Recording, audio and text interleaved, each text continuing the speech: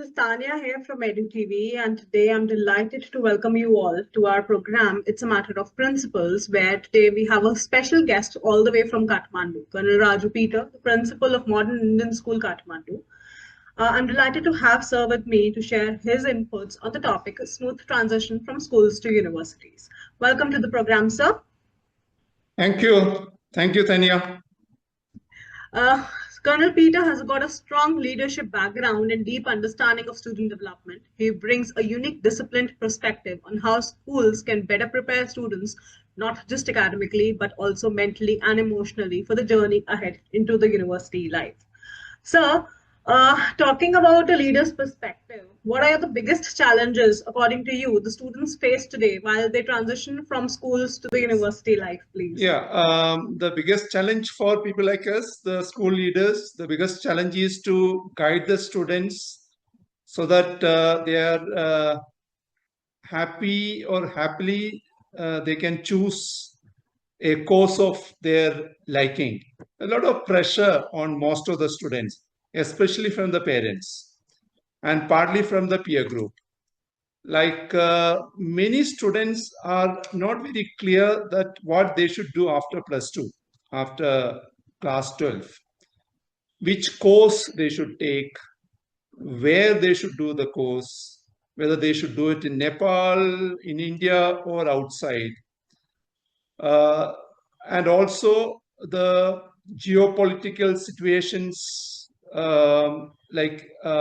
especially students from Nepal, they always look towards West, America, Europe, Australia, etc.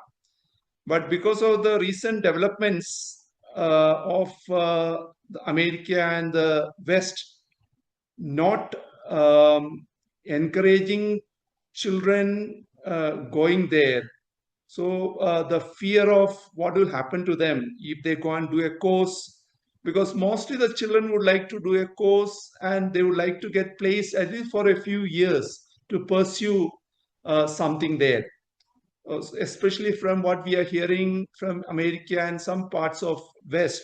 So that is something which is troubling them. So basically our challenge is to guide them and put them at ease so that they can choose a course of their own.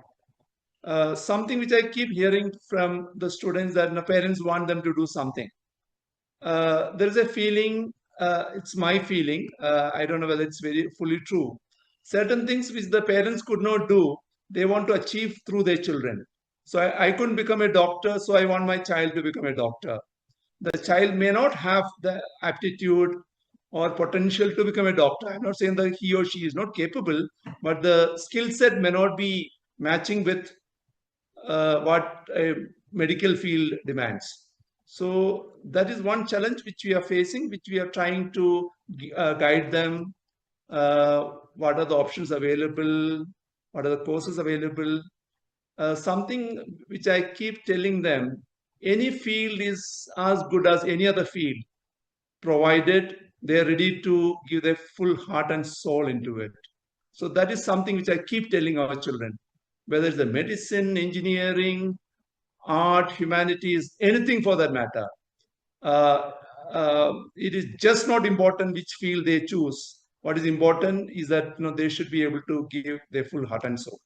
So that's what we try to do. Absolutely right, sir. We've seen a lot of areas, a lot of students where the parents, the pressure from the parent side in terms of choosing the right career for them is more as to what the student himself wants to become.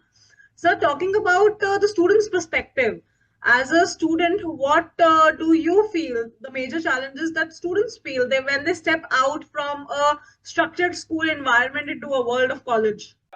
So, see, till plus 2, you're in a school where you are in a close knit family with the teachers and your peer group. After that, you are going to a university or a college where the teachers may not play the role which the school teachers may play. So you are in a bigger world. Your friends who have been with you for 10 years, 12 years, they are no more with you. You're going to a totally different environment. So challenges are there. But then children do get adjusted. Like, we all did the same thing. When we went to a college, there was no one to guide you. But, smart children, I consider everyone smart to get adjusted very fast. So I don't think adjustment should be a problem. Yes, students' perspective, there is always an anxiety that, what is ahead for them in terms of the course which they are going to choose, the placement thereafter, the employment. All these things are very big, questions in front of them. So that is where the parents, I think, should play a role by putting them at ease, so they get adjusted with the new environment, keep motivating them. So adjustment, I don't think should be a big problem. Yes, anxiety will be there. So you mentioned about adjustment. You mentioned about putting. I mean, you mentioned that all the fields are equally good. It's just that you need to put your heart and soul into it. What are the main tips that you would want to give to students who are very anxious and overwhelmed about moving from school to universities? Any specific tips for them, especially those who are going to be just writing their board examinations in the coming month now? The first and foremost thing which I tell them to put them at ease, pros and pros of people have already done it. Now it's your turn to do it. These are different phases in one's life. Class 10 board examination, class 12 board examination, undergrad, postgrad, specialization, etc., etc. These are all different phases in life. Take it the way it comes to you. Instead of getting too anxious about the future, I always tell them that, take today as today and just do whatever best possible. And things will play for you. As tomorrow will play the way the today is playing for you. So that is something which we keep telling them. Anxiety will be there. It's very easy to say that, don't be anxious. Anxiety will be there. But then this is what we tell them, that, just take today as today and just put in your best. When tomorrow comes, do the same thing what you have done today. That is one thing we tell them. Second thing what we tell them is, everyone cannot get 100 out of 100. Correct. What is important is that you should get what your capability is. If you're a 70%er, then get 70%, not 69%. And choose a career which your heart will tell you. Not your parents will tell you, not your peer group tell you. Select something which you are good in. There's too much of a attraction towards science, maths. What I tell them is, if you're not good in maths and science, don't go anywhere near maths. Don't go anywhere near science. Your talent may be somewhere else. It is just not necessary that you have to do science or maths to do well in life. That's what I keep telling them. Any field, let it be fashion designing, let it be law, let it be finance, let it be anything for that matter. Like, unlike during our time, we had a very limited, options available to us. Medicine, engineering, chartered accountancy, things like that. But today, the world is so big. There are thousands and thousands of career options for the children. So we keep telling them, as you keep progressing, you choose a stream which you feel, or course which you feel that you are good in. Do that. Suppose after doing that particular degree course, you feel that, no, this is not what I wanted. Make a course correction without hesitation. Choose something which you felt at that time, because you would have matured little more. Then choose something and switch over and try to do in that particular field. So that's why we try to put them at ease and ask them to take the life the way it comes to you. Very rightly said, sir. I think the points that you've mentioned, this is something which is very important for students these days. So coming to the last phase of the discussion for today, you mentioned about students taking up courses as per what the parents say, or as per the peer pressure also. So we've seen a lot of students, they are in a dilemma in terms of choosing whether they should choose a career over, a course over college, or should they choose a college over a course? Because we've seen students taking up any course if they're getting the college that they had in mind, or taking up any college and not very sure whether the course that they're getting is the right course for them or not. So what, according to you, should be the choice for the student? Should they choose a course over a college or a college over a course? I would say it is, the combination of both. While the course is very important, but doing that course in a college or a university which is not as good may not be a very good idea. So they have to weigh in both aspects. What course they have to do, and of course the college or university is going to be very, very important.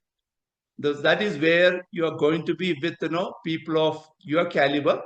If you go to a college or a university which is not as good, then you may be with the people may not be of your caliber which you expect your friends or peer group should be. So I will put it this way, it is both.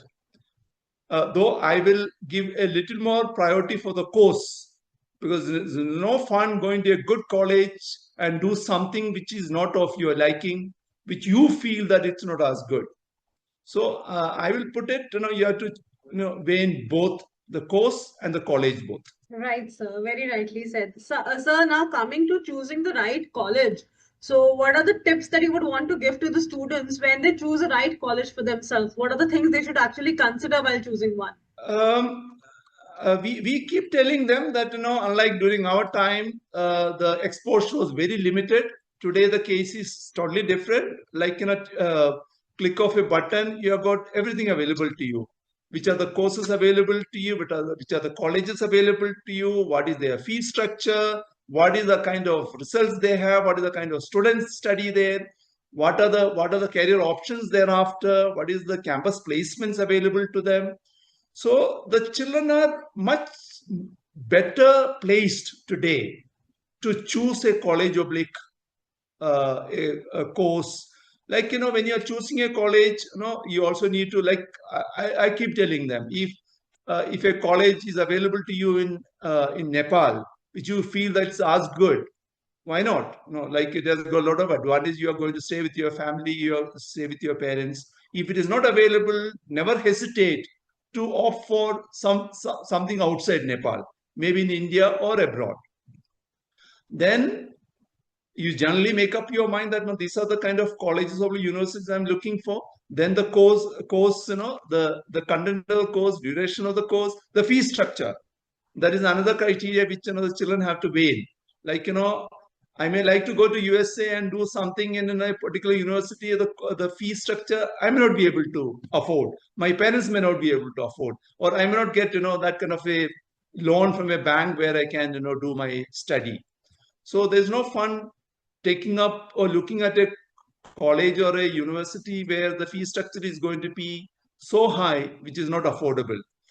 And also the scholarship is not available. So we tell them that, you make up your mind, what do you want to do, which is the best college or university available to you to do that particular course, whether it is affordable or not affordable. So these are the criteria which they should keep it in mind. I think choosing a university, the points that you've mentioned would be very, very beneficial for all the students. Thank you so much, Colonel Peter. Your inputs on how the students can transition, how can the transition for students can happen smoothly from schools to universities, I think would be really very beneficial for all the students as well as the other educators. It will be good tips for them to share it with their students also. Thank you. Thank you so much, sir. This is Tanya signing off from EDU TV studio. Thank you.